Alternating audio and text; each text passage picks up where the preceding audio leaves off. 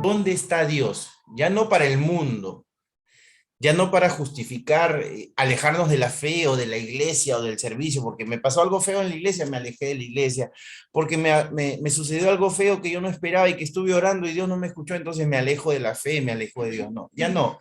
Estamos viviendo una vida entregados al Señor, pero nos suceden aún así cosas, pasamos por aflicción, tribulación, necesidad, enfermedad, no sé, lo que sea que estemos pasando, incluso un momento anímico, una depresión, un accidente, pequeño, grande, como sea.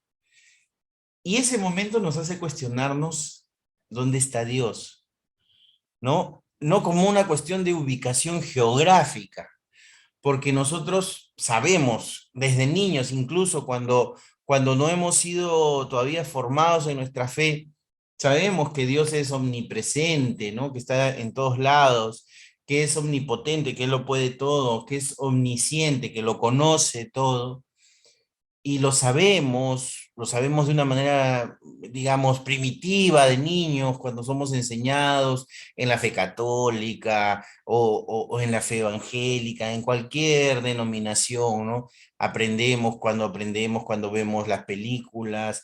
Esa es una verdad que nos cala profundo, con mucha facilidad. Sabemos que Dios es omnipresente, es omnipotente y es omnisciente. ¿Y por qué sabemos esto? ¿Por qué llegamos a saber esto con cierta facilidad? Por lo menos superficialmente, ¿no? Después ya en la profundidad de nuestra vida, de las cosas, puede ser que no lo cuestionemos, pero inicialmente digamos que todos tenemos en común que comenzamos creyendo eso, comenzamos conociendo eso. Y eso es porque nos es dado. La fe con la que nosotros llegamos a Dios nos ha sido dada. O sea, no, la hemos recibido. Nosotros cuando creemos, no es que tenemos el mérito de ejercer nuestra fe, hacer un ejercicio de fe y creer. Nuestra naturaleza humana, digamos que Dios nos hizo con ese conector hacia Él, que se llama fe, ¿no? Con esa antena para captar su señal, ¿no? Con ese cable para conectarnos a Él, a la fuente de todo poder y amor que es Dios. Eso se llama fe. Y eso, dice en Hebreos 11:1, dice, es pues la fe, la certeza de lo que se espera, la convicción de lo que no se ve. Es decir, la fe nos permite creer en algo de lo que no tenemos una constancia, de lo que no tenemos una certeza material plena. Eso es la fe, lo que creemos. Dice, vivimos por fe, no por vista, ¿no? Ya cuando estamos en nuestra vida en Cristo, vivimos por fe, a través de nuestra relación con Dios, es que nosotros deberíamos, por lo menos, enfrentar el día a día. Yo sé que nos esforzamos por hacerlo y no siempre lo logramos, pero por lo menos esa es nuestra consigna, vivir por fe. Y esta fe, les digo, es recibida porque la palabra dice también en Romanos 12, versículo 3, dice, digo pues por la gracia que me es dada, esto lo dice Pablo a los romanos, a cada cual que está entre vosotros, que no tenga más alto concepto de sí que el que debe tener, sino que piense de sí con cordura, conforme a la medida de fe que Dios repartió a cada uno. Aquí Pablo le está hablando del concepto de lo que ahora en el mundo se llama autopercepción, ¿no? ¿Cómo te percibes a ti mismo? No dice que te debes mirar como algo pequeñito y como un granito de arena en el mundo, no. No te dice tampoco que te debes subir a un pedestal y pensar que porque eres cristiano estás por sobre los demás. Sino que piense de sí con cordura, con equilibrio, ¿no? Conforme a la medida de fe que Dios repartió a cada uno. Mire, esta palabra nos da una clave, aunque la palabra en sí aquí está, yo lo estoy tomando, aquí está hablando de otro tema que es el autoestima, pero la palabra nos está hablando de que Dios es el que nos ha dado una medida de fe. Ahora bien, esa fe que Dios nos ha dado, esa medida de fe que Dios ha puesto en nosotros, esa capacidad de creer, nosotros tenemos la decisión de utilizarla como nosotros decidamos hacerlo, ¿no? Valga la redundancia, la decisión de decidir. Pero nosotros tenemos en esa libertad que Dios nos ha brindado, tenemos la decisión de poner nuestra fe en lo que querramos. Por eso es que, por ejemplo, hay mucha gente que tiene mucha fe, no sé, a ver, en la tradición, mucha fe otros en la ciencia, ¿no? En los científicos, en el conocimiento, la historia, mucha fe en su trabajo. ¿Y por qué digo fe? Porque, por ejemplo, a ver, las personas que dicen tener fe en la ciencia, por ejemplo, o que dicen no tener fe, sino que dicen que solo creen en las cosas que pueden comprobar. En el transcurso de la vida, en el día a día, en realidad no tienes tiempo de comprobar nada. Por ejemplo, si tú tienes alguna enfermedad y el médico te prescribe una medicina, tú vas a confiar primero en el diagnóstico del médico. Y no digo que esté mal, vas a confiar en la medicina que te ha recetado el médico. Vas a confiar en que el señor que te ha vendido de la farmacia te está dando la medicina que te han pedido y que los que fabricaron esa medicina pusieron los ingredientes que dice tener la medicina y que los estudios que hicieron para el tratamiento de esa enfermedad funcionaron tal como ellos dicen que funcionan. En ese momento, tú no tienes certeza en realidad de nada. Lo único que estás haciendo es creyendo, creer. Es lo único que te queda hacer, creer. La mayor parte del tiempo, todos los días, nosotros nos guiamos y vivimos creyendo en cosas que no podemos comprobar. ¿No? A veces las personas las personas en el mundo pretenden poner la inteligencia humana por sobre la fe. ¿Qué quiere decir esto? Que muchas personas tienen un intelectualismo, tenemos un intelectualismo, o sea, que ponemos nuestra inteligencia como si fuera la inteligencia contraria a la fe. Pero en realidad en el día a día tú vives creyendo cosas que no puedes comprobar, creyendo cosas que no puedes ver. Trabajas para mañana sin saber si mañana vas a poder continuar haciendo lo que estás haciendo, sin ni siquiera tener la certeza si el día de mañana vamos a amanecer vivos, porque es el Señor quien nos da, nos regala cada día. Entonces, miren, hasta ahí cuántas cosas nos ha regalado el Señor. Recibimos la vida porque no hicimos nada para vivirla. O sea, nosotros no tomamos la decisión de ser concebidos y menos de nacer. Si hemos recibido la vida, ha sido por obra de Dios, ¿no? Porque, bueno, en algún momento nuestros padres sintieron el llamado del calor y fuimos concebidos. Y en eso, por supuesto que estaba la mano de Dios, porque la palabra dice que hemos sido predestinados, hemos sido antes de que te formaras en el vientre de tu madre, dice la palabra, yo te elegí. Entonces, nosotros tenemos una vida cotidiana en la que utilizamos la fe. No es que la fe es algo que, como dice el apóstol Cuto de Guadalupe, la fe es lo más lindo de la vida. En realidad la fe es algo cotidiano, es algo... ¿Qué apóstol Cuto? Sí, sí. Es un futbolista. Sí, que hace su programa por internet que se llama La Fe, lo más lindo de la vida. La, la fe en realidad es algo que utilizamos todos los días. A veces yo pongo como ejemplo, es como tener tu dinerito ¿no? Como cuando tienes tu dinerito, recibes tu salario, tus honorarios, lo que sea, como sea que tú recibas tus recursos, y tú decides qué hacer, ¿no? Voy a pagar mis gastos, voy a pagar mi alimentación, voy a pagar mi vivienda, no sé, ¿no? Tú vas decidiendo y bueno, y conforme vas decidiendo, vas utilizando así tu recurso monetario. La forma en que utilizamos la fe es muy parecida, solo que la utilizamos más de lo que creemos en realidad.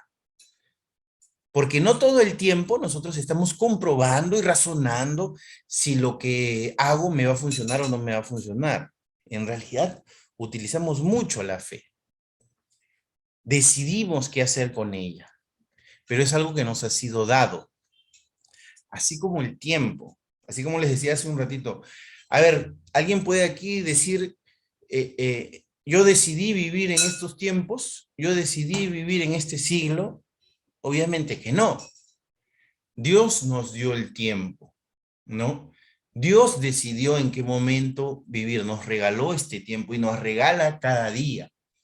Entonces, a ver, recibimos la vida, recibimos la libertad de decidir, recibimos el tiempo, ¿no? ¿Qué más recibimos del Señor? ¿Qué otras cosas creen ustedes? Y ahora sí, por favor, en orden, no se empujen para responder. ¿Eh? ¿Qué otras cosas creen ustedes que más recibimos del Señor? Su amor y su misericordia. Amén, amén, Raquelona, su amor y su misericordia. Por supuesto, porque en todo lo que nos ha brindado el Señor está presente su amor. Dios es amor, dice la palabra. O sea, todo lo que el Señor hace, lo hace con amor, lo hace por amor. Ahora, el Señor, además de amor, misericordia, ¿qué nos da? Nos da recursos. Todos los días el Señor nos está brindando recursos. Recursos para trabajar, tenemos un techo y un hogar, dice la palabra, que debemos tener contentamiento, que con tener comida y techo debemos estar contentos, porque eso dice la palabra también. Pero el Señor nos da mucho más. Si nosotros observamos el día a día, obviamente hay momentos en que pasamos necesidad, en que tenemos algunas escaseces, ¿no? Pero el Señor justamente nos dice, con que haya alimento y comida, una persona que ama a Dios debería ser feliz, porque sabe que tiene presente al Señor. Dice en Primera de Corintios, dice, hablando de la libertad que también nos ha sido dada, dice, todo está permitido, es Primera de Corintios capítulo 10, desde el versículo 23. Todo está permitido, pero no todo es provechoso. Todo está permitido, pero no todo es constructivo. Que nadie busque sus propios intereses, sino los del prójimo. Coman de todo lo que se vende en la carnicería sin preguntar nada por motivos de conciencia, porque del Señor es la tierra y todo cuanto hay en ella. Si ustedes revisan en la Biblia esta palabra, del Señor es la tierra y todo cuanto hay en ella, esta palabra está entre comillas. ¿Por qué? Porque esto es una referencia al Salmo 24, que dice, la tierra es del Señor y todo lo que hay en ella, el mundo y todos sus habitantes le pertenecen, pues Él echó los cimientos de la tierra sobre los mares y los estableció sobre las profundidades de los océanos. En Ageo 2, versículos 8 al 10 también dice, la plata es mía y el oro es mío, dice el Señor de los ejércitos celestiales. La futura gloria de este templo será mayor que su pasada gloria, dice el Señor de los ejércitos celestiales. Y en este lugar traeré paz. Yo, el Señor de los ejércitos celestiales, he hablado. Miren cuánta, no sé cómo decirlo, cuánta fuerza hay en esta palabra. O sea, todo lo que hay en la tierra, incluyéndonos a nosotros, todas nuestras pertenencias, todo lo que poseemos, le pertenece en realidad a Dios. Incluso el tiempo en el que vivimos, que nosotros lo medimos en horas, en segundos, en semanas, en años, como querramos medirlo, le pertenece a Dios. Acá hay una referencia muy clara. Dice, la futura gloria de este templo, esto le está hablando a Israel, me parece, será mayor que su pasada gloria. Amén. O sea, él está hablando del tiempo, del futuro y del pasado con dominio total. Como algo que está en sus manos, porque efectivamente así es. Ahora, ¿nosotros tenemos el tiempo en nuestras manos? Obviamente que no. Obviamente que nosotros dependemos del tiempo, que nosotros nos desempeñamos dentro del tiempo, nos movemos dentro del tiempo. Tomamos decisiones de qué hacer con el tiempo que tenemos, pero no dominamos el tiempo. Entonces, a ver, tenemos ¿cuántas cosas? Repasamos un poquito. Tenemos la vida, la libertad, la fe, los recursos y el tiempo. Todo eso lo hemos construido nosotros, ¿verdad? Nada lo hemos hecho nosotros. Nada. Todo nos ha sido dado. Ahora, a pesar de que todo eso nos ha sido dado y que conocemos quién nos los ha dado, ¿qué hacemos con esas cosas? ¿Qué hacemos con nuestra vida, con nuestra libertad, con nuestro tiempo, con nuestros recursos? ¿Qué más se me pasó? Eran 5. La fe. Con nuestra fe. Si nosotros sabemos que esas cosas no las hemos hecho nosotros, que las hemos recibido, pero que las podemos usar, entonces eso se llama administración. Ustedes van a encontrar muchas, pero muchísimas prédicas y material para leer. Yo sé que ustedes son muy aplicados y se pasan toda la semana buscando la palabra y el conocimiento de Dios, por eso se lo digo, con la palabra mayordomía. Incluso en Escuela del Liderazgo, en Escuela del Liderazgo, Carla ha tratado este tema de la mayordomía. Generalmente está enfocado hacia el uso de nuestros recursos. Pero miren de cuántas cosas el Señor nos ha hecho mayordomos. Primero nos ha hecho mayordomos de nuestra vida, porque nos dio la vida y la libertad. Salvo en situaciones muy extremas y en lugares, digamos, donde todavía existe la esclavitud y hay mucha maldad dominando demasiada más de la que soportamos nosotros, en la mayor parte del mundo existe la libertad.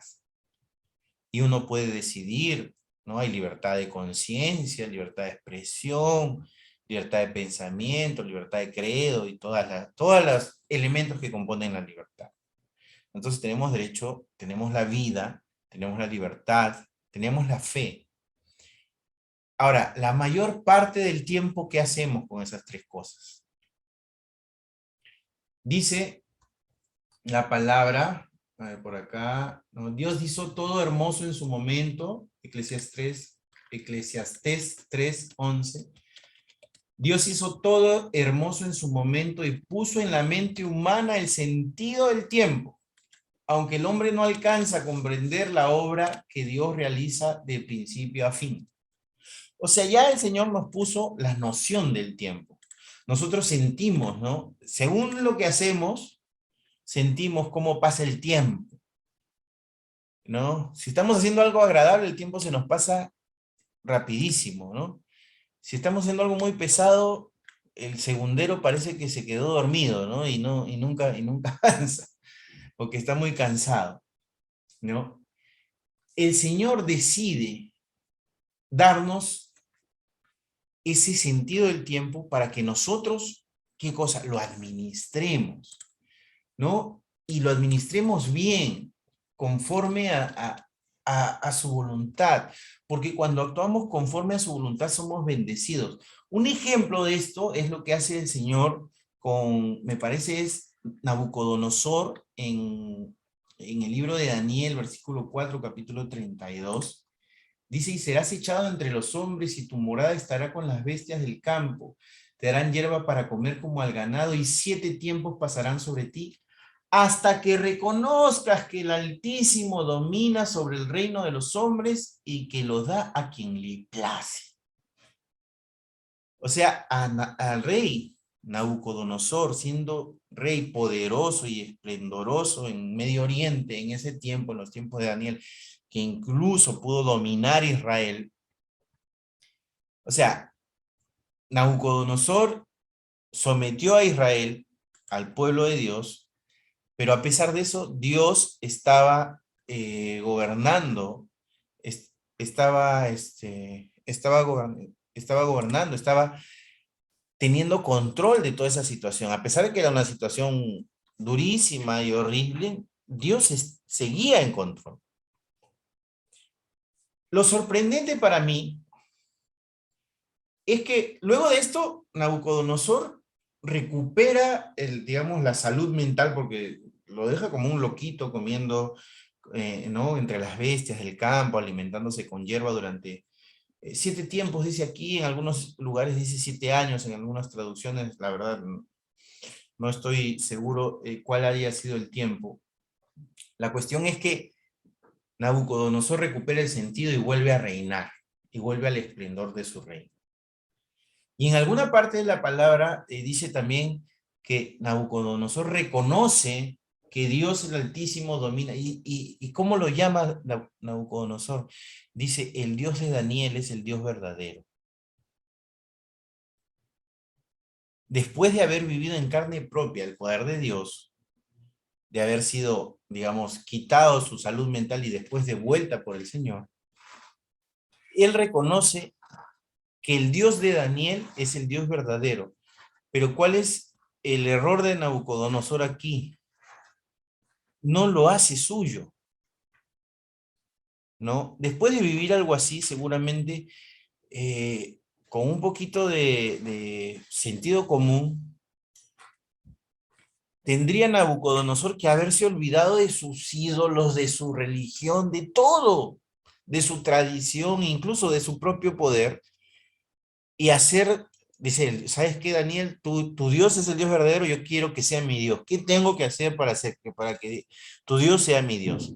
Pero Nabucodonosor, a pesar de que tenía a Daniel por consejero, lo consideraba y lo protegía, no hace esto. Pero sí reconoce que el Altísimo domina, o sea, que Dios domina sobre el reino de los hombres y que es Él quien da el reinado. Miren, a ese nivel. Incluso reinos completos, el Señor es quien, por eso la palabra dice Dios pone y quita reyes, ¿no? Entonces Dios nos da los recursos, nos da los recursos, nos da la fe, nos da el tiempo, nos da la vida, nos da la libertad. Ahora, ¿por qué estoy hablando de esto cuando decíamos al comienzo, ¿dónde está Dios? Es importante que tú sepas responder a esa pregunta, pero no sepas responder a esa pregunta teológicamente para darle una respuesta al mundo, para satisfacer la curiosidad intelectual de alguien. Lo que tú necesitas saber es dónde está Dios en tu vida. Lo que tú necesitas responder todos los días es dónde está Dios en tu vida, en este momento de tu vida, ¿dónde está Dios? Necesitas ver si tu tiempo, tu vida, tu libertad, tus recursos, tu fe, todo lo que tú tienes, está o no dedicado a Dios. Porque Dios, ¿dónde quiere estar en tu vida? Dios quiere estar en tu vida en segundo lugar, en tercer lugar, por ahí por si acaso, ¿no? De suplente, si tienes algún problema lo llamas, ¿no? De asesor, cuando tengas dudas llamas a Dios. ¿O Dios quiere estar primero en todo? Ahora bien, sabiendo esto, ¿dónde está Dios en tu vida? ¿Está primero en todo? Aló, en orden, por favor, no se empujen. No los escucho bien porque están hablando todos al mismo tiempo. Amén, Gabrielito. Sí, así es. Dios tiene que estar desde que nosotros abrimos nuestros ojos hasta que los cerramos, hasta en nuestros sueños, porque Él es todo para nosotros. Amén. ¿Quién más quiere decirnos dónde está Dios en su vida? En este momento, ¿dónde está Dios en tu vida? Ahorita, en este tiempo, 9:18 de la noche del 8 de octubre del 2021. Está acá echadito conmigo en mi cama, calmando mi dolor de mi hombro y sanando mis huesitos. Amén. Ceci, ibas a decir algo. Ceci, ibas a decir algo también. Amén. Sí, justamente lo mismo que Raquelita, que estaba al lado de nosotros, Dios, en este momento. Gloria a Dios, Él está aquí con nosotros, Él está hablándonos y nos está revelando esto. Él quiere estar aquí como está en este momento, como estamos ahorita con nuestros oídos y nuestros ojos atentos a lo que Él nos está hablando. Así quiere que estemos todo el tiempo. Entonces, nosotros debemos preguntarnos si en todo momento nosotros estamos buscando dar la gloria a Dios. Hay una canción que a mí me gusta mucho que dice, yo soy una alabanza caminando. Esa canción describe lo que debería ser cada uno de nosotros. Nuestra vida, ¿no? La palabra dice que nosotros debemos entregarnos puros y santos como sacrificio vivo al Señor. Pero ese entregarnos puros y santos como sacrificio vivo al Señor, a veces a ver, ¿cuál sería la palabra? Lo mistificamos demasiado. O sea, como que decir sacrificio vivo es que tendríamos que vivir en un monasterio todo el día haciendo oraciones y alabanzas y adoración. Y si bien el Señor se encanta, el Señor se conmueve cuando nosotros estamos adorando con canciones, cuando nosotros estamos orando, viene con su espíritu y nos toca y nos mueve. Pero el Señor quiere convivir con nosotros no solo así, quiere convivir con nosotros todo el tiempo, en todas las cosas que hagamos. Él quiere estar contigo en todo momento, en todo lo que tú hagas. Entonces, cuando tú te vas a trabajar, el Señor quiere ir a trabajar contigo. Porque incluso del trabajo que dice Dios, ¿no? Dice, hagan las cosas. ¿Por dónde estaba? Por aquí había yo anotado, discúlpenme un ratito.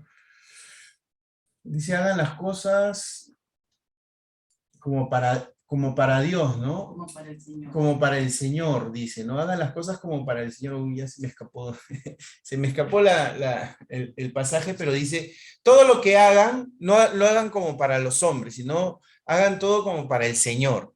Es decir, que tú vas a tu trabajo y bueno, tú trabajas para una compañía privada, para el Estado, tienes tu negocio propio, eres, no sé, pero todo lo que tú hagas, lo hagas como si tu jefe, tu cliente y todo fuera Dios.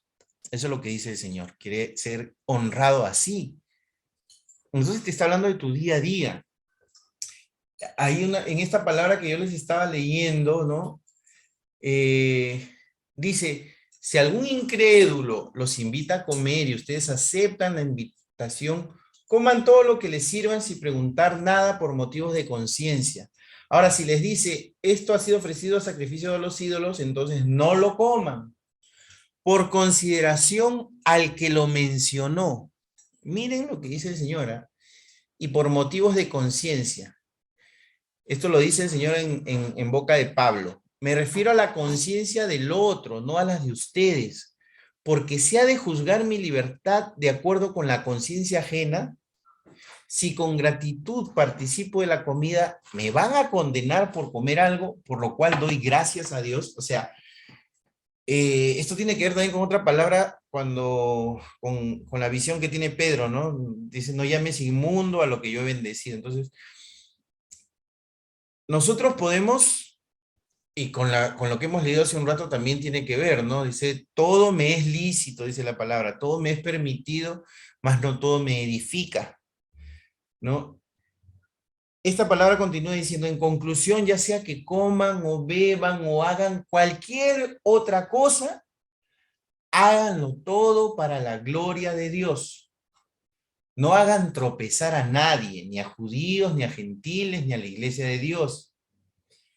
Es decir, que nosotros, nuestro testimonio, y acá viene lo importante, de la mayordomía. La mayordomía de la que se habla en muchas prédicas, aunque se habla solo como que se enfoca mucho en los recursos económicos, nuestra mayordomía es de todo. Y nuestra mayordomía es lo que va a construir nuestro testimonio, lo que va a edificar nuestro testimonio. ¿Qué quiere decir? Que lo que yo hago la mayor parte del tiempo va a ser visto por los demás. Y entonces, como le decíamos en alguna otra reunión, nosotros a veces vamos a ser la única Biblia que va a leer algún no creyente por ahí. Amén. Porque va a decir, ah, él es el cristiano. Y él se comporta de tal manera.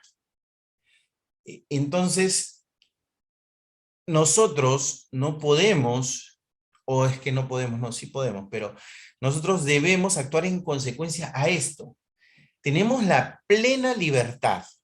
Y en esa plena libertad, nosotros podemos decidir a cada momento darle la gloria al Señor con todo lo que hacemos. Incluso cuando nos vamos a divertir, si en las cosas que voy a hacer, si voy a jugar un juego de mesa con mi familia, si me voy a ir a bailar con mi pareja, en todo yo le puedo dar la gloria a Dios porque sé que estoy recibiendo todas esas bendiciones de Él. ¿No? Ayer me pasó algo un poco gracioso. Vine con unos amigos aquí a la casa a ver el fútbol, el partido de Perú con Chile. Y uno de ellos es mi compañero de trabajo, mi socio, está todos los días conmigo y él me ve bendecir mi comida todos los días. ¿Ya? Y entonces ayer habíamos comprado algunas papitas y algunas cervezas. ¿Ya? Y entonces él ve que yo estoy bendiciendo mis papitas y mi cerveza. Y me dice, ¿qué? ¿La cerveza también la bendice? Por supuesto, le digo, todo me lo da Dios. Entonces, a mí me sorprendía que a él le sorprenda que yo bendiga la cerveza, ¿no? Obviamente, no nos tomamos 25,000 cervezas, ni nos emborrachamos, ni nada, ¿no? Acabó el partido y los chicos fueron a su casa tranquilos en su taxi y pasamos un bonito momento. Pero incluso ese momento de diversión con mis amigos, viendo el fútbol y gracias a Dios que ganó Perú, yo le doy la gloria a Dios, a que compartí un momento bonito con unos buenos amigos y disfrutamos un rato agradable, divertido, relajado, ya dejando de pensar en todas las cosas de trabajo que tenemos, que incluso el trabajo también que nos da Dios es una bendición, pero a veces uno necesita esos momentos para despejarse. Entonces, incluso en eso, nosotros le podemos dar la gloria al Señor, ¿ya? ¿Y por qué dice esta palabra? Dice, no hagan tropezar a nadie, ¿no? Ni a judíos, ni a gentiles, ni a la iglesia de Dios. Y en esto quiero ser muy claro. Ahora decir, ay, el hermano Gabriel toma cerveza. Es que esto yo lo hago con estos amigos, nos tomamos creo que unas cuantas botellitas de estas chiquitas de cerveza. Pero la cuestión es que yo sé que ninguno de ellos tiene problemas de alcohol, ni yo tampoco. Si yo me sentara con alguien que tiene problemas de alcohol, no podría tomar ni una cerveza. No debería tomar ni destapar una cerveza. Porque sé que esa persona va a tener complicaciones después, se va a sentir tentado o se va a sentir confundido. ¿Ya? porque va a decir, ah, bueno, si él es cristiano y es un cristiano y toma, ¿ya ves? Entonces yo también puedo tomar. Y no es ese el mensaje del evangelio, ¿no? Nada nos puede hacer esclavos, nada nos puede, porque, no, porque Dios nos ha hecho libre, porque Cristo ha pagado nuestra libertad con su sangre, con su vida. Entonces, a eso es a lo que nosotros debemos dar gloria. A Él es a quien debemos dar gloria en todo, en absolutamente todo lo que hacemos. Y en eso debemos tenerlo en todo momento. Ahora, hablamos del tiempo, hablamos de la fe, hablamos de la vida, de la libertad que nos es dada. Y sobre eso nosotros administramos. Por eso somos mayordomos. Por eso es la mayordomía. Todo lo que nos es dado, nosotros lo administramos. ¿Y lo administramos para qué? Para la gloria de Dios. Entonces, nuestros recursos. ¿Cuánto de nuestros recursos son dedicados al Señor? Y en esto yo quiero ser muy claro. El tema de los diezmos y las ofrendas para mí fue por muchos años un tema muy espinoso. Un tema que me alejaba a mí de las iglesias y me alejaba incluso del mismo Dios, porque al alejarme de las iglesias dejaba de recibir prédica, de recibir bendición, de aprender de la palabra. Hasta que el Señor trató conmigo con muchísimo amor. En verdad, con muchísimo amor. Porque yo sé que muchas personas aprenden a la mala, digamos, por decirlo de alguna manera. Pero no, Dios este tema lo trató conmigo con muchísimo amor a través de la oración, a través de la palabra. Y revelándome que primero, cuál era mi posición, para qué yo iba a una iglesia. Yo iba a una iglesia en la que, por cierto, la prédica sobre el diezmo era un poco confusa. Era un poco monótona y confusa. Y eso alimentaba siempre esa mezcla de temor y ego que tiene uno que dice, ay, no, ¿y estos qué harán con la plata? Y seguro viven de los diezmos. Pero el Señor trató conmigo y a través de su palabra me hizo entender que yo no estaba para juzgar ni para fiscalizar a los hombres que él había puesto en el liderazgo de la iglesia. Y eso fue muy bonito porque cuando yo comencé a diezmar y a ofrendar, lo hice con amor y con libertad. Sin temor. Sin temor y sin necesidad, porque ese es otro enfoque incorrecto que se da en las prédicas sobre este tema. Dice, diezma para que el Señor te bendiga. Te prospere. Diezma para que el Señor te prospere. Siembra para que coseches. Nos está diciendo la palabra que el Señor nos dice, yo soy, ¿no?, dueño del oro y de la plata. Todo lo que está en la tierra me pertenece. Entonces, el Señor en su soberanía puede bendecir a quien Él quiera. Diezme o no diezme. Ofrende o no ofrende. Siembre o no siembre. Y con esto no estoy diciendo que no se cumplan sus leyes espirituales. La ley de la siembra y la cosecha es una ley espiritual que se cumple siempre. El principio de honrar a Dios, de honrar a padre y madre, ¿no?, que es el primer mandamiento con promesa, se cumple sí o sí. Pero en el tema de los diezmos, las ofrendas, no es que Dios necesite mi dinero. O sea, lo que ganaba en ese tiempo era tan poquito que en verdad lo que diezmaba y ofrendaba, yo pienso que no hacía ni cosquillas al presupuesto de la iglesia. Pero lo que Dios quiere en ese aspecto de tu vida también es tu corazón, es ser lo primero. Por eso que cuando se habla del diezmo en la palabra, en la Biblia, en el Antiguo Testamento, habla de primicias, la primera oveja, la primera cosecha, el primogénito.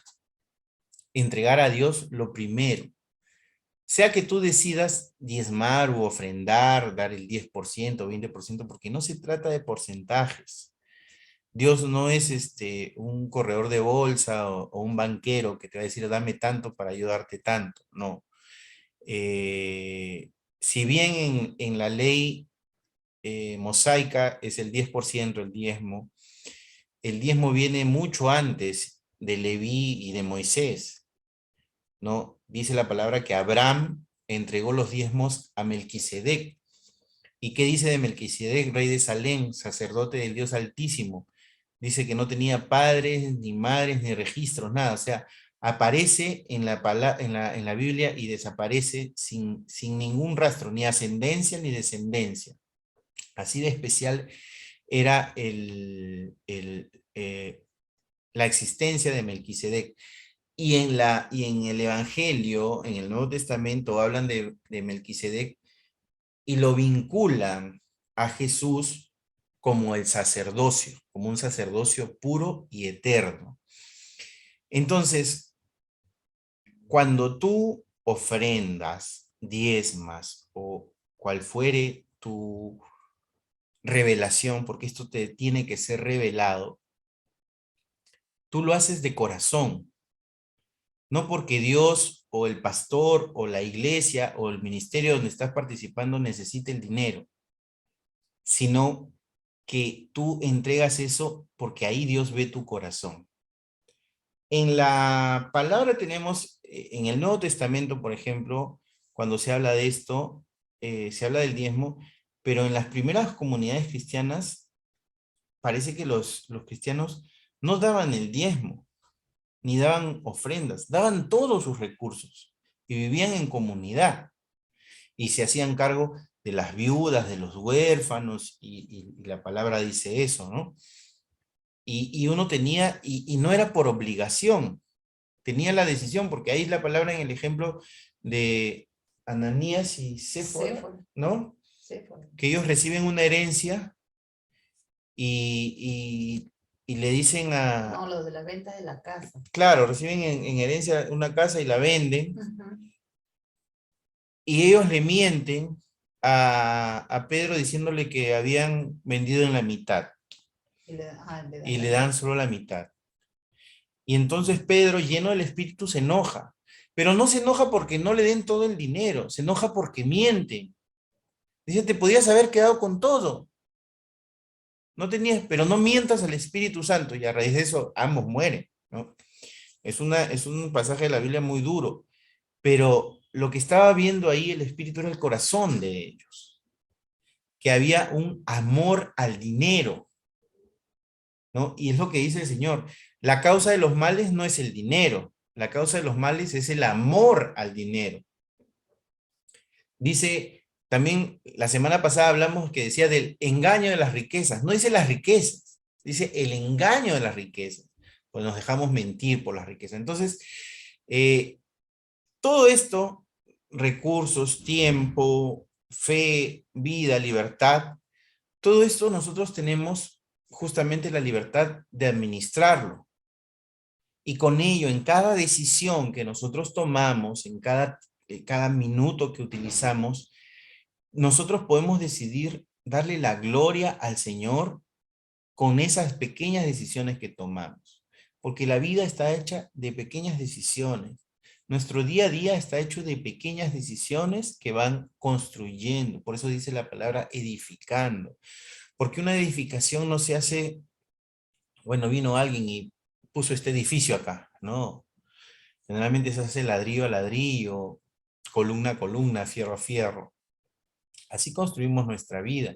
Y así quiere el Señor que construyamos nuestra vida ante Él. Entonces, Ahora, ¿por qué el Señor quiere esto? ¿Por qué, digamos, el Señor no viene y agarra y dice, bueno, ya mis hijos se portaron bien y vamos a darle todas las bendiciones de un momento a otro y ya están listos?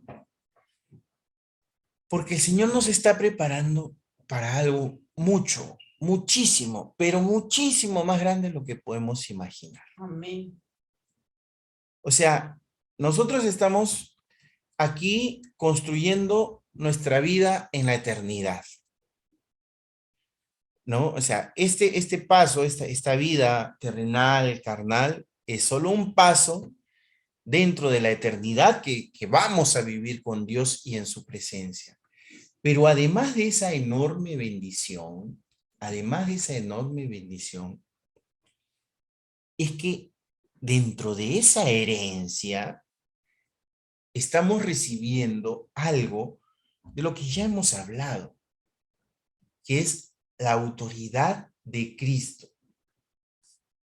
La autoridad de Cristo nos dice, es en la palabra, esto no lo anoté, espérense un ratito, autoridad de Cristo.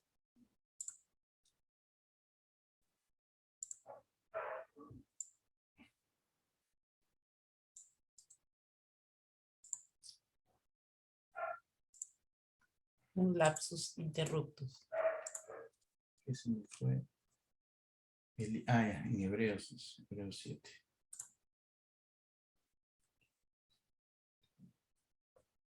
Ya, en la carta a los Hebreos 15, en el capítulo 15, versículo 20, dice, sobre el sacerdocio eterno, dice, y no fue sin juramento. Los otros sacerdotes, refiriéndose al sacerdocio levítico, llegaron a hacerlo sin juramento, mientras que el sacerdocio de Jesús, llegó a hacerlo con el juramento de aquel que le dijo, el Señor ha jurado y no cambiará de parecer, tú eres sacerdote para siempre. Por tanto, Jesús ha llegado a ser el que garantiza un pacto superior. Esto es, pacto superior habla superior a la ley mosaica, a la ley de Levítico. Ahora bien, como a aquellos sacerdotes la muerte les impedía seguir ejerciendo sus funciones, ha habido muchos de ellos, ¿no? Los levitas, se está refiriendo a los levitas. Pero como Jesús permanece para siempre, su sacerdocio es imperecedero. Por eso también puede salvar por completo a los que por medio de él se acercan a Dios, ya que vive siempre para interceder por ellos.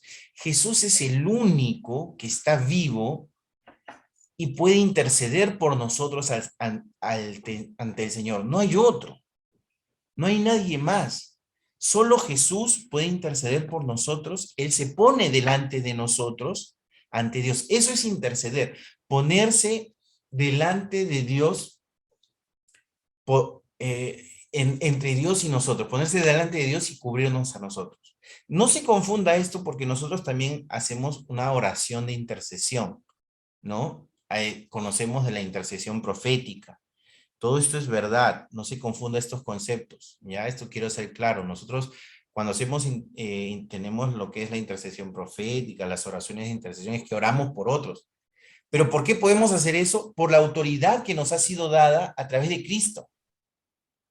Es por eso, por Él. No es por nosotros.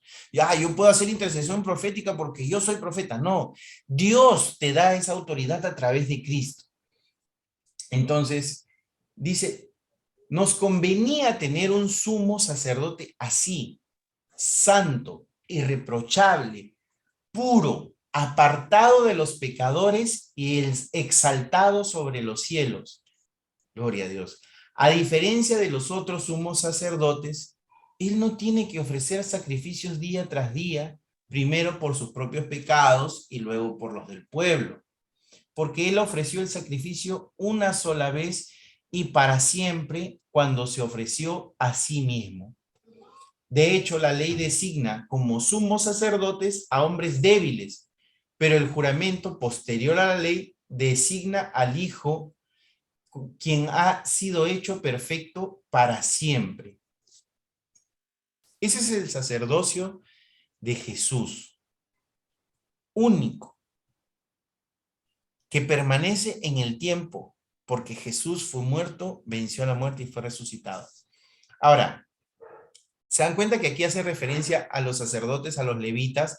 Los levitas en los tiempos del Antiguo Testamento tenían que tomar un cordero, sacrificar un cordero por sus propios pecados, con eso ellos limpiarse, ¿no? En todo un ritual de limpieza espiritual y física para ofrecer sacrificio primero por sus pecados. ¿Y por qué un cordero? Porque Dios había dado ese recurso porque obviamente el animalito no podía pecar, entonces podía dar la vida de un cordero que era manso y que no pecaba por la vida del pecador. Y después de hacer todo eso por él mismo, el sacerdote recién podía ofrecer sacrificio por el pueblo, o sea, por los demás.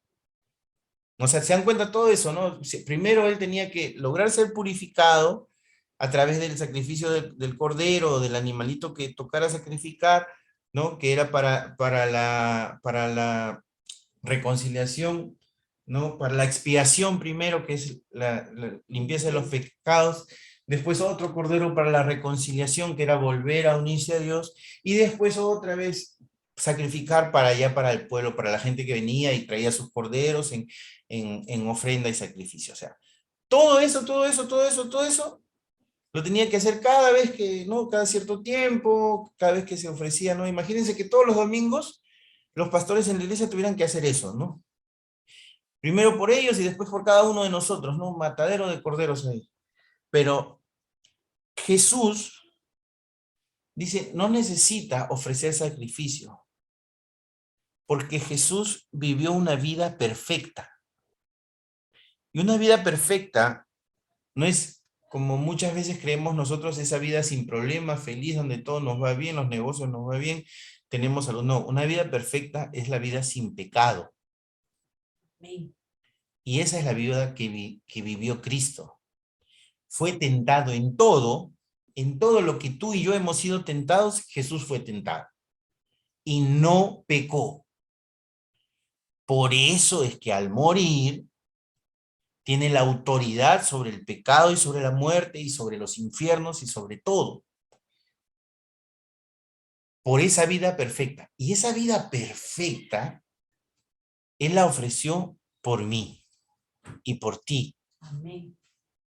Eso es lo que se llama la revelación de la cruz, que tú tienes que entrar en oración, tienes que entrar en oración, en adoración, en intimidad con el Señor, hasta que logres ver en tu corazón, verte a ti mismo, a ti misma crucificada en esa cruz, muriendo por tus propios pecados, y entonces en ese momento viene Jesús y se cambia por ti, se cambia por mí. Ese es el centro de nuestra fe. Entender eso, el entendimiento de eso, la revelación de eso es el centro de nuestra fe. Entonces, el Señor nos da su autoridad a través de esa entrega. Él entrega, como hemos dicho, o sea, si Él hubiera tenido que venir solo por ti, solo por uno de nosotros, hubiera venido igual a entregarse. Ahora, al final, en el libro del Apocalipsis o las revelaciones, dice, al que venciere y guardare mis obras, esto está en Apocalipsis 2, versículos 26 al 28. Al que venciere y guardare mis obras hasta el fin, yo le daré autoridad sobre las naciones y las regirá con vara de hierro y serán quebradas como vaso de alfarero, como yo también la he recibido de mi Padre y le daré la estrella de la mañana. ¿Quién está hablando de esto? Lo está diciendo el mismo Jesús. Amén. Y dice, yo le daré autoridad sobre las naciones. Es decir, nuestro Señor, que o sea, cuando Él venció la muerte, venció al pecado, fue que Dios puso todo debajo de Él, todo bajo su dominio. Todo el dominio del Padre lo puso bajo los pies del Hijo. Le entregó el Padre a Jesús el dominio de todo sobre la tierra. Y cuando venga Jesús nuevamente, va a dominar todo. Amén. Pero Él quiere reinar, no quiere reinar solo. Él va a estar sobre todo, sí. Pero ese gobierno lo va a ejercer con sus santos. Con estos vencedores de los que habla el Apocalipsis. Con los que sigan haciendo su voluntad. Con los que crean en Él. Lo quiere hacer contigo. Esa autoridad que el Señor ha puesto en ti no es solo para hoy, para este día a día. Es para la eternidad, para cuando Jesús venga a reinar espiritual y materialmente sobre este mundo. Y Él quiere reinar con todos sus hijos, con todo su pueblo santo. Por eso dice pueblo santo, sacerdocio escogido. O sea, no es un título bonito para que nosotros nos sintamos bien, ay, qué chévere, soy el hijo, soy el príncipe, la princesa, no. Somos príncipes y princesas porque vamos a gobernar con Él. Es en eso en lo que te has metido, si no lo sabías. Te has metido en política, Nos hemos. pero no en la política de hoy, de estos tiempos, sino en el gobierno, en el reino de Dios. El gobierno del reino. El reino de Dios. Entonces, por eso es que nosotros necesitamos entrenarnos en esa mayordomía de nuestra vida, de nuestra libertad, de nuestra fe, de nuestro tiempo, de nuestros recursos, de todo cuanto tengamos para honrar a Dios, para darle la gloria, para edificar nuestra vida en función a su voluntad. Eso es lo que necesitamos, pero lo necesitamos no pasado mañana, no lo necesitamos unas horas al día, no. Lo necesitamos todo el tiempo. Necesitamos ejercerlo todo el tiempo. Ahora, escuchado esto, ¿podrías responder la pregunta, ¿dónde está Dios?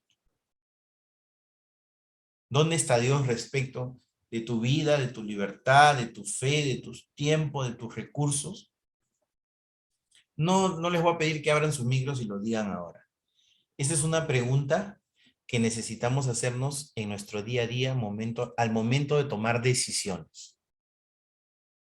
Al momento en que nosotros tomamos decisiones. Incluso recuerden que a veces cuando estamos enfrentando una situación y no decidimos y no hacemos nada, en realidad estamos tomando una decisión, la decisión de no hacer nada.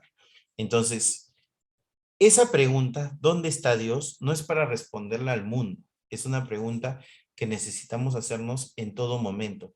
Y es que Dios está donde nosotros lo pongamos en nuestra vida. Amén. Si lo ponemos en primer lugar, si lo ponemos, como decía yo hace un rato, ¿no? En segundo lugar, en tercer lugar, ¿dónde ponemos a Dios en nuestra vida? Ya que hemos estado compartiendo acerca de esta pregunta y como dijo Gabriel, esa pregunta nos la vamos a hacer en nuestra intimidad con Él. Solo les pido que tomemos este minuto para poder hacernos esa pregunta y simplemente dar gracias al Señor por revelarnos esta enseñanza, por permitirnos conocer más de lo que Él quiere hacer en nuestra vida, por permitirnos recibir su hermosa instrucción y también por darle gracias por haber aprendido y por enseñarnos a que debemos esto aplicarlo. De hecho, no es fácil en el día a día, hay muchas luchas, pero el Señor es quien toma control si nosotros se lo rendimos. Y es Él quien nos va a fortalecer, es Él quien nos va a dirigir, es Él quien nos va a encaminar a ser unos buenos mayordomos de todo lo que Él nos ha bendecido, de nuestro día a día, de nuestro tiempo, de todo. Y que el Señor siempre sea lo primero en nuestra vida, que nuestro primer amor. Muchos de nosotros andamos con afanes y dejamos de lado al Señor. No le hablamos o a veces le hablamos rápido. Y yo sé que el Señor siempre está ahí esperándonos a que vayamos a Él. Si no lo hemos hecho, no importa. Hoy hagámoslo. acerquémonos nuevamente al trono de su gracia y volvamos a Él, a sus manos, a sus brazos, a su corazón. Amén.